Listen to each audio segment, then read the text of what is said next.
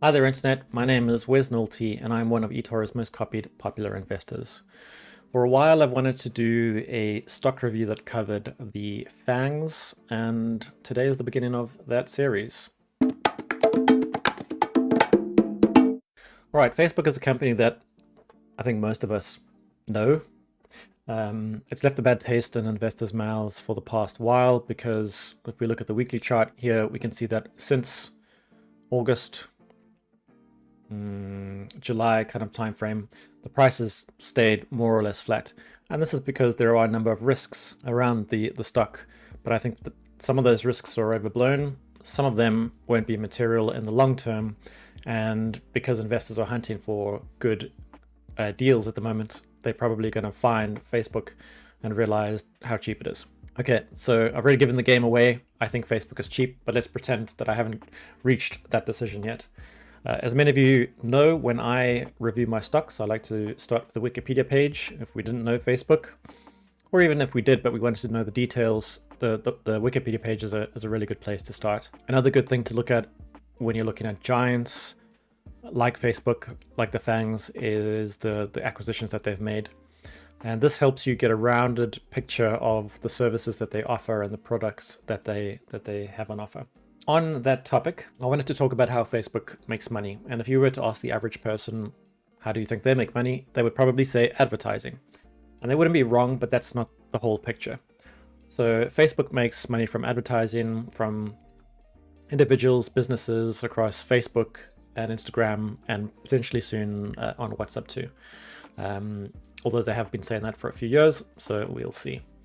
They also are they have a pretty decent e-commerce business. Facebook, you can buy and sell some things, but I wouldn't, strictly speaking, consider that an e-commerce platform. Whereas Instagram has more recently become closer and closer to a competitor to the likes of Shopify, Amazon, kind of, and Etsy. And it's a growing platform. They make a hell of a lot of money from the Instagram shopping capabilities. It has the messaging platform, or again, it's just selling ads really to monetize those. Facebook Messenger and WhatsApp, maybe soon. And then the fourth area is something that most people don't know, and that is payments. So WhatsApp payments is something that has been trialed in certain geographies. I think it was in India first. I don't know how many geographies it's been rolled out to so far, but it has been pretty damn successful. And for those of you that are close to technology and the types of technology that are changing the world right now, you might be familiar with companies like Stripe, which has just, I think, reached a valuation of $90+ billion. It's a private company. You can't trade the stock. Or, looking at public companies, Square. So this is a massive growth industry. Companies are making a lot of money changing the way that this part of our world works. And Facebook has just dipped a toe fairly successfully into this water. We'll look at the numbers a little bit later on, but there are, well, let's look at them right now.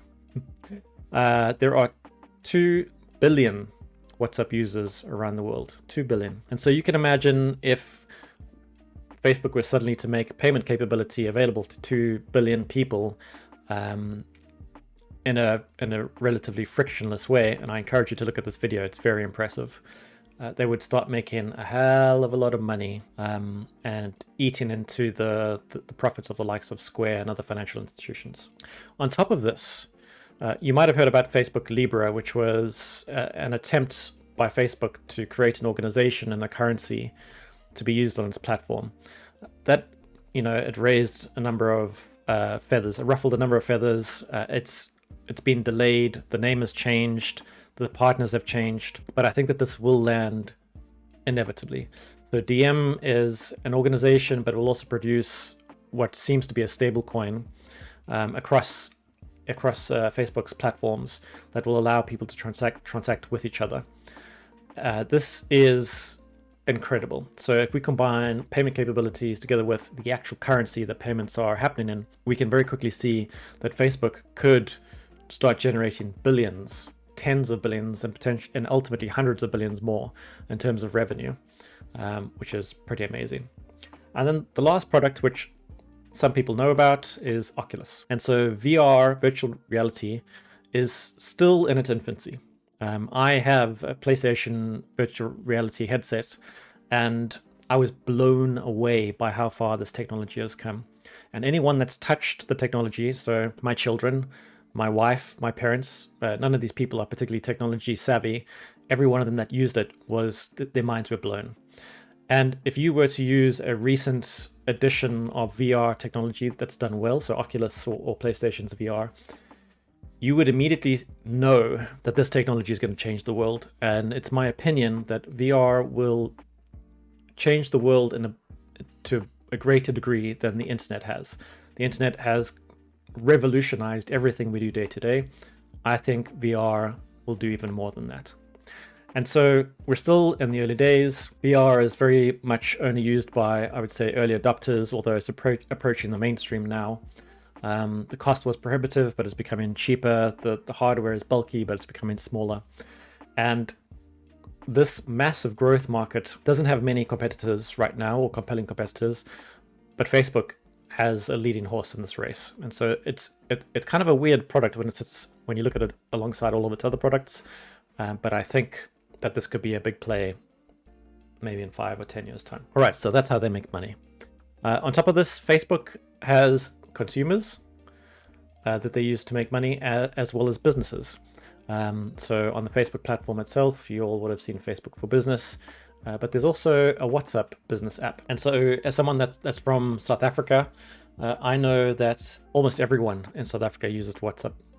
But businesses are also using WhatsApp. And on top of that, the South African government uses WhatsApp to manage its communications. Similarly, I recently read, I think it was yesterday, that 97% of Brazilians use WhatsApp. And I don't know why it happens so much in emerging markets, but the usage of WhatsApp is enormous as a primary communication tool. And as more companies adopt WhatsApp for Business and potentially payments, I think that WhatsApp is probably the biggest near-term growth engine for Facebook. Some pretty exciting things going on there. Now, what about all that negative news that's keeping the share price down? Facebook has demonstrated that it has a lot of power. It has the power to influence the outcomes of very important economic and political events. And so this has meant that there's a lot more scrutiny on Facebook's platform. And so data privacy is going to change within countries and between countries. And this impact will mean, the impact of this will be that Facebook will need to adjust its processes, it will need to hire more people, there'll be a cost to implementing whatever the legislations have been. There'll be some once-off costs and then almost certainly some ongoing costs that are going to impact their profitability. The second risk that has been ongoing for a while now is the issue of antitrust. So many governments around the world, but in particular the US government, are saying that some of these big tech companies are too big. Their size has made them incredibly powerful, in some ways more powerful than those governments. And so lawmakers around the world, there have been kicking up a fuss. There are a number of lawsuits that are in play. And it might be that Facebook needs to be split into several companies. Maybe its reach is too wide and deep for a single company and it might need to be split. I'm not sure that'll happen. For those of you that have seen antitrust lawsuits play out in the US over the past few decades, they tend to not impact the businesses too much. And sometimes the impact is short-term and actually net positive over the long term. So in addition to this, Apple will be upgrading its mobile operating system quite soon, and the new version of that operating system is going to change the way that users are tracked across the applications on the mobile phone. Facebook has said that the potential impact on their bottom and top line of this change will be enormous. The change keeps on being pushed back, and some providers that rely on tracking across applications have said that they've found ways around this. I'm not sure ultimately how much this is going to impact Facebook. By the way, all of these risks that I'm calling out are fantastic for our society and for us, the end consumer. They're negative risks for Facebook, but not necessarily for us. So we'll have to see how this one plays out as the year goes on. Facebook and others have also had some small battles with media outlets. Media companies are battling to make money. Social media platforms are the places that people spend a lot of time on, as well as sharing various pieces of information. So media outlets have been looking for a way to get some more money from those social media platforms that really provide their audiences. This looks like it has more or less settled for now, and is potentially the beginning of a new business model that we'll see rolled out across media and social media. And growth has been slowing for Facebook. This happens to every company once it reaches a certain size. But if we look at things like revenue, it's still going up, which is great. But the growth in that revenue is slowing down. So no more are we seeing high double-digit numbers or triple-digit numbers.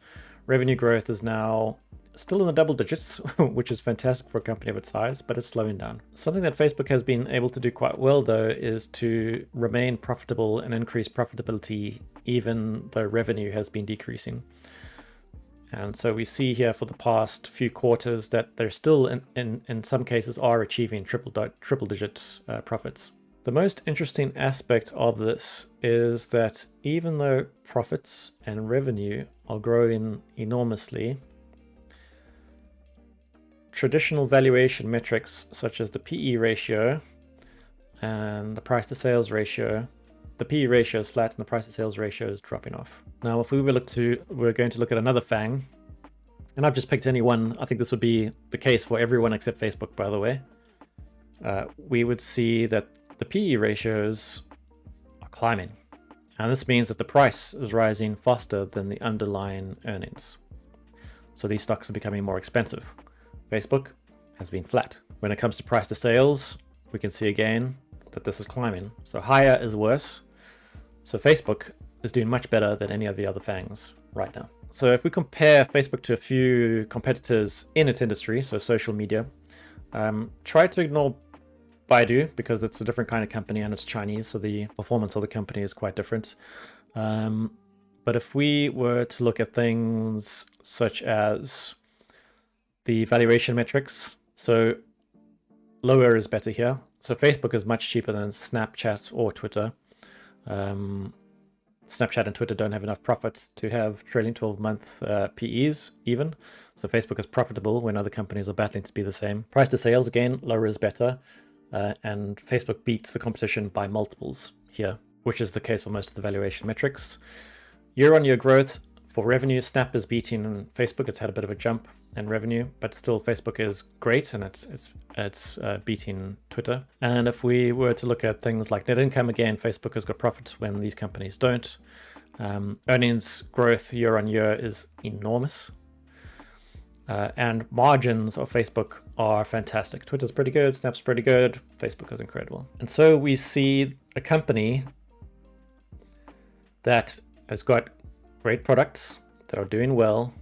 It's got products and it's looking into the future to see how it can make more money. A company that is also pretty damn cheap compared to the competition, the industry, and just in general. They've got a huge amount of cash on hand. They've got no debt. They're incredible at turning with their return on capital. There are some risks, and the risks are material, by the way. If any of these risks were realized in a meaningful way, then the current share price of Facebook is probably reasonable.